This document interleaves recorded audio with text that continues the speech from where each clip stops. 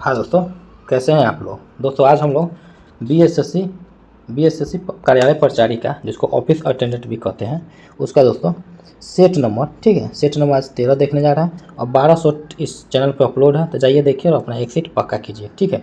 किसके लिए ये सेट है? तो कार्यालय परिचारी, ठीक है। तो दोस्तों बिना देर के इस सेट को स्टार्ट करते हैं। चैनल पर नया है तो चैनल को लाइक से सब्सक्राइब कीजिए दोस्तों। ये आपका अपना चैनल है, इस पर हर पल पल जैसे कि आपका नोटिफिकेशन मिल रहा है दोस्तों, सेट का लगातार प्रैक्टिस किया जा रहा है, ठीक है। तो आप भी इसका फ़ायदा उठाइए, अपने दोस्तों को भी बताइए। तो चलिए दोस्तों आज का अपना सेशन स्टार्ट करते हैं। देखिए यहाँ पे कहा गया है, लोकतंत्र के सामने सबसे बड़ी चुनौती क्या है? तो याद रखिएगा ऑप्शन सी, लोकतंत्र को सशक्त बनाना, ठीक है। उसके बाद नेक्स्ट देखिए यहाँ पे कहा गया है, ठीक है। देखिए यहाँ पे निम्नलिखित पेय फसलों में से भारत दुनिया में दूसरा सबसे बड़ा उत्पादक और निर्यातक है। तो याद रखिएगा ऑप्शन सी, चाय, ठीक है। उसके बाद नेक्स्ट देखिए यहाँ पे कहा गया, मुद्रण की तकनीक सबसे पहले कौन से 3 देशों में आई थी? तो याद रखिएगा ऑप्शन ए, चीन, जापान, कोरिया, ठीक है। उसके बाद नेक्स्ट देखिए यहाँ पे कहा गया है, देखिए विविध खेती डैश है। तो याद रखिएगा ऑप्शन है खेती के प्रकार, ठीक है। उसके बाद देखिए यहाँ पे कहा गया, भारत में पहला जल विद्युत संयंत्र कहाँ लगाया गया था? तो याद रखिएगा ऑप्शन ए, दार्जिलिंग, ठीक है। उसके बाद नेक्स्ट देखिए यहाँ पे कहा गया, बिहार में राज्यपाल विधान परिषद के कितने सदस्यों को मनोनीत करता है? तो याद रखिएगा राज्यपाल कितने सदस्यों को? तो याद रखिएगा ऑप्शन बी, 1/6 भाग, ठीक है। उसके बाद देखिए यहाँ पे कहा, भारतीय संविधान की किस धारा के अंतर्गत आदिवासियों को कमजोर वर्ग का स्थान दिया गया है? तो याद रखिए ऑप्शन है 342, ठीक है। उसके बाद देखिए दोस्तों कहा गया नेक्स्ट में, भारत में सबसे बड़ी जनजाति कौन है? तो याद रखिएगा ऑप्शन है भील, ठीक है। उसके बाद नेक्स्ट देखिए यहाँ पे कहा गया है, ठीक है।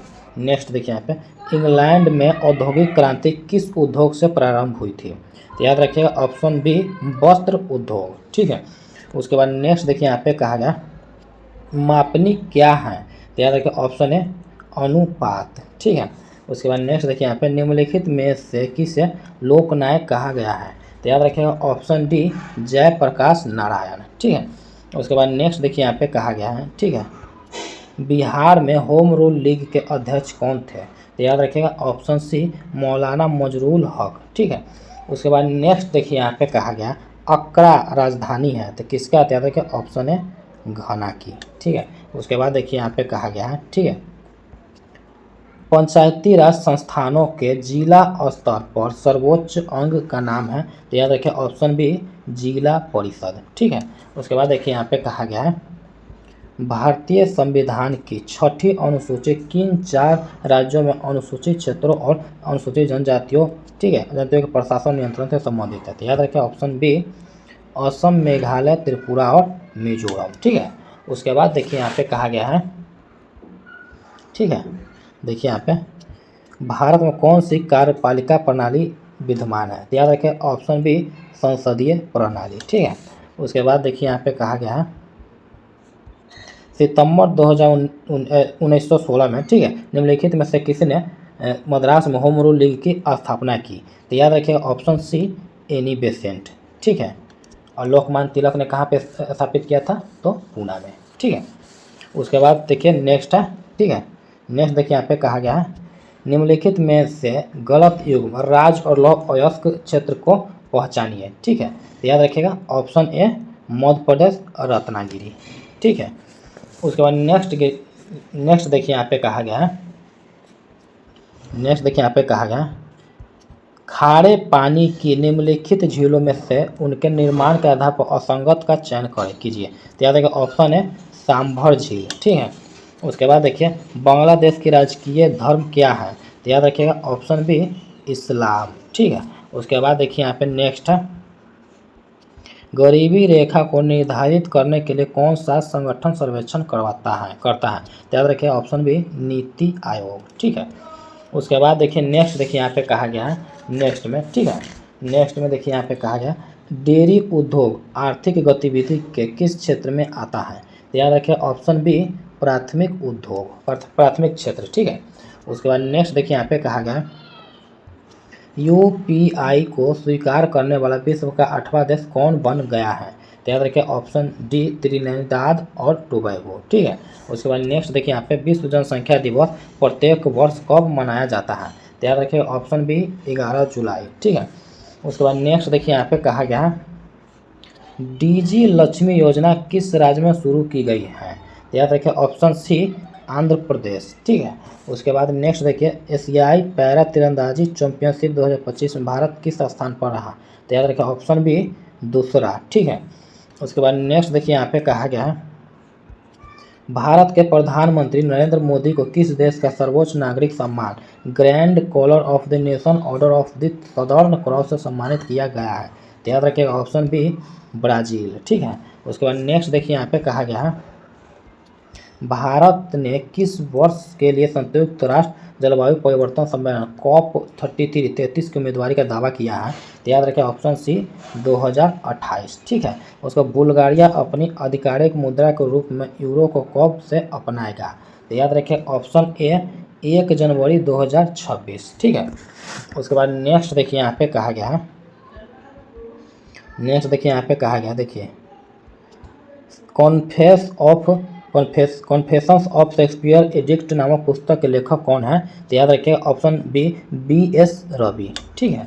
उसके बाद नेक्स्ट देखिए लेंस की क्षमता ऐसा इकाई क्या है? लेंस की क्षमता का ऐसा इकाई क्या है? तो याद रखिए ऑप्शन सी डायोप्टर, ठीक है। उसके बाद नेक्स्ट देखिए यहाँ पे कहा गया है, ठीक है। देखिए यहाँ पे विद्युत धारा मापने वाले यंत्र को क्या कहते हैं? तो याद रखिए ऑप्शन बी एमीटर, ठीक है। उसके बाद दही में कौन सा अम्ल पाया जाता है? तो याद रखिएगा ऑप्शन ए लैक्टिक अम्ल, ठीक है। उसके बाद नेक्स्ट देखिए यहाँ पे कहा गया है सबसे अधिक कठोर तन डक्टाइल धातु कौन सी है? तो याद रखिएगा option D tungsten. Methane CH4 में कितने सहसंयोजी आबंध होते हैं? तो याद रखिएगा ऑप्शन बी 4, ठीक है। उसके बाद नेक्स्ट देखिए यहाँ पे कहा गया है रक्त का थक्का बनाने में कौन सी कोशिका मदद करती है? तो याद रखिएगा ऑप्शन सी प्लेटलेट्स। मानव में निषेचन की क्रिया कहाँ होती है? तो याद रखिएगा ऑप्शन सी अंडवाहिनी में, ठीक है। उसके बाद नेक्स्ट देखिए यहाँ पे कहा गया है, ठीक है। नेक्स्ट देखिए यहाँ पे कहा गया है अनुवांशिकी का जनक किसे कहा जाता है? तो याद रखिएगा ऑप्शन सी मेंडल, ठीक है। निम्नलिखित में से कौन एक प्राथमिक उत्पादक है? तो याद रखिएगा ऑप्शन बी हरा पौधा, ठीक है। उसके बाद देखिए यहाँ पे नेक्स्ट है कौन सा ऊर्जा स्रोत अनवीकरणीय नॉन रिन्यूएबल है? तो याद रखिएगा ऑप्शन सी कोयला, ठीक है। बाकी सब रिन्यूएबल है, इसको बार बार यूज कर सकते हैं, ठीक है। उसके बाद देखिए यहाँ पे कहा गया दिए गए शब्द का सही पर्यायवाची शब्द पहचानिए। नदी, तो नदी के क्या आते हैं? क्या ऑप्शन है सरिता, ठीक है। उसके बाद नेक्स्ट देखिए यहाँ पे कहा गया, ठीक है। देखिए यहाँ पे कहा गया निम्नलिखित वाक्यांश हेतु सार्थक शब्द बताएं। बिना वेतन के कार्य करने वाला, याद रखिए ऑप्शन सी अवैतनिक, ठीक है। उसके बाद देखिए यहाँ पे कहा गया आज कारखाने का श्री गणेश होगा। काले शब्द के विलोम के शब्द का चयन कीजिए। तो याद रखिएगा ऑप्शन डी इति श्री, ठीक है। उसके बाद नेक्स्ट देखिए यहाँ पे कहा गया है, ठीक है। नेक्स्ट देखिए यहाँ पे कहा गया निम्नलिखित विकल्पों में से कौन सा एक वाक्य वर्तनी की दृष्टि से अशुद्ध है? ठीक है। तो याद रखिए ऑप्शन है आज रेणु का व्याख्यान होगा, ठीक है। उसके बाद नेक्स्ट देखिए यहाँ पे कहा गया है नेक्स्ट देखिए यहाँ पे कहा है निम्नलिखित मुहावरे का उचित अर्थ निकालें। अक्ल के अंधे, तो याद रखिए ऑप्शन बी बुद्धिहीन, ठीक है। उसके बाद देखिए यहाँ पे कहा गया दिए गए शब्द का उचित विलोम शब्द चुनिए। अर्थ, तो याद रखिएगा ऑप्शन बी इति, ठीक है। उसके बाद देखिए यहाँ पे कहा गया निम्नलिखित वाक्यांश के लिए सार्थक शब्द चुनिए जिसके आर पार देखा जा सकता हो। तो याद रखिए ऑप्शन सी पारदर्शी, ठीक है। उसके बाद देखिए यहाँ पे कहा गया मुहावरे और उसके अर्थ के लिए सही विकल्प चुने। उल्टी गंगा बहाना, तो याद रखिएगा ऑप्शन बी प्रतिकूल कार्य, ठीक है। उसके बाद देखिए यहाँ पे कहा गया नाविक शब्द का संधि विच्छेद है, तो याद रखिए ऑप्शन है 9 प्लस इक, ठीक है। उसके बाद नेक्स्ट देखिए यहाँ पे कहा गया जिस शब्द का दूसरा पद प्रधान हो उसे डैश समास कहते हैं। तो याद रखिएगा ऑप्शन ए तत्पुरुष, ठीक है। सिर दर्द शब्द में समास बताइए। तो याद रखिए ऑप्शन सी तत्पुरुष समास। ठीक है, उसके बाद देखिए यहाँ पे कहा गया है इनमें से कौन सा वाक्य अशुद्ध है। तो याद रखिएगा ऑप्शन ए मेरे को बाजार जाना है। ठीक है, उसके बाद नेक्स्ट देखिए यहाँ पे पंडित जवाहरलाल बच्चों के प्रिय थे, वाक्य में व्यक्तिवाचक संज्ञा है। तो याद रखिए ऑप्शन ए पंडित जवाहरलाल। ठीक है, उसके बाद नेक्स्ट देखिए यहाँ पे कहा गया निम्नलिखित में से कौन सा शब्द समूहवाचक संज्ञा का उदाहरण नहीं है। तो याद रखिए ऑप्शन डी सैनिक। ठीक है, उसके बाद नेक्स्ट देखिए यहाँ पे कहा गया उत्तर से दक्षिण तक एक लंबा रास्ता जाना है। ठीक है, काले शब्द में कौन सा पदबंध है। तो याद रखिए ऑप्शन डी क्रिया विशेषण पदबंध। ठीक है, उसके बाद नेक्स्ट देखिए यहाँ पे कहा गया प्रसिद्ध धर्म स्थल नानकाना साहब अब कहाँ हैं। तो याद रखिएगा ऑप्शन डी पाकिस्तान में। ठीक है, उसके बाद देखिए यहाँ पे रवि रस खान किसके परम भक्त हैं। तो याद रखिएगा ऑप्शन ए कृष्ण के। ठीक है, उसके बाद देखिए यहाँ पे कहा गया कवि रस खान किस छंद में सिद्धहस्त थे। तो याद रखिए ऑप्शन ए कृष्ण के। ठीक है, उसके बाद देखिए यहाँ पे प्रेम आईनी श्री राधिका शीर्षक छंद किस ग्रंथ में संकलित है। तो याद रखिएगा ऑप्शन ए प्रेम वाटिका। ठीक है, उसके बाद नेक्स्ट देखिए यहाँ पे कहा गया है ठीक है, देखिए यहाँ पे प्रयाग रामागमन शीर्षक नाटक किसकी रचना है। तो याद रखिए ऑप्शन डी बद्री नारायण चौधरी प्रेम घन। ठीक है, उसके बाद देखिए यहाँ पे कहा गया हिंदुस्तानी नाम सुनी अब ए संकुच लजात भारतीय सब वस्तु ही सो ले हाथ घिनात। यह पंक्ति किस कवि से है। तो याद रखिए ऑप्शन है स्वदेशी। ठीक है, उसके बाद देखिए यहाँ पे कहा गया सुमित्रा नंदन पंत का जन्म कब हुआ था। तो याद रखिए ऑप्शन बी 1900 ईस्वी में। ठीक है, उसके बाद देखिए यहाँ पे कहा गया कवि दिनकर के अनुसार सोने का ताज पहनकर इठला रही है। तो याद रखिए ऑप्शन सी देश की मिट्टी। ठीक है, उसके बाद नेक्स्ट देखिए यहाँ पे कहा गया दिनकर के काव्य।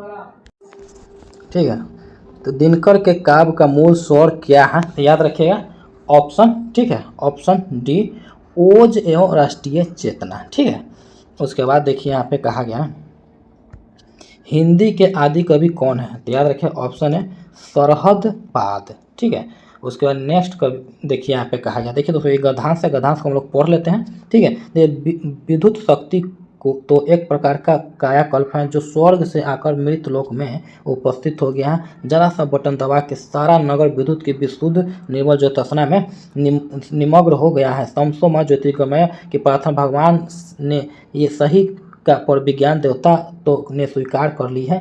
इतना ही नहीं विद्युत शक्ति आपकी कृति दासी बनकर आपकी सेवा में तत्पर रहती हैं। ठीक है, आपके हाथ के संकेत में विलंब हो सकता है, दासी के को कार्य संपादन में कदापि देर नहीं होगी। ठीक है, उसके बाद देखिए यहाँ पे कहा क्या लिखा गया यह दासी गर्मी में शीतलता प्रदान करती हैं तो सर्दी में आपको गर्मी देती है। ठीक है, पवन देव इसके बल से आपके इच्छानुवर्ती बन गए। अग्निदेव अब आपके अनुचर हैं। विद्युत द्वारा मनुष्य के चिर संचित स्वप्न साकार हो गए हैं। ठीक है, अब देखिए दोस्तों इसका आंसर देते हैं तमसो माँ ज्योतिर्गमय उचित उक्ति में तमसो का अर्थ है। याद रखिएगा ऑप्शन बी अज्ञान का अंधकार। ठीक है, उसके बाद देखिए नेक्स्ट है अंतिम वाक्य चिर संचित स्वप्न साकार हो गया का आशय है। याद रखिए ऑप्शन सी मनुष्य को मनचाहा अनुचर मिल गया है। ठीक है, उसके बाद नेक्स्ट देखिए यहाँ पे कहा गया है ठीक है अवतरण का उपयुक्त शीर्षक होगा। याद रखिए ऑप्शन सी मानव सेवा में विद्युत शक्ति। ठीक है, उसके बाद नेक्स्ट देखिए यहाँ पे कहा गया तमसो माँ ज्योतिर्गमय की प्रार्थना किसने सुन ली। तो याद रखिए ऑप्शन बी विज्ञान। ठीक है, उसके बाद नेक्स्ट देखिए यहाँ पे कहा गया तमस किसका पर्यायवाची शब्द है। तो याद रखिए ऑप्शन है अंधकार। ठीक है, तो देखिए दोस्तों आज हम लोगों ने बीएसएससी ठीक है बीएसएससी ऑफिस ठीक है ऑफिस अटेंडेंट का ठीक है जिसको कार्यालय कर्मचारी भी कहते हैं का सेट नंबर दोस्तों 13 देखा, ठीक है।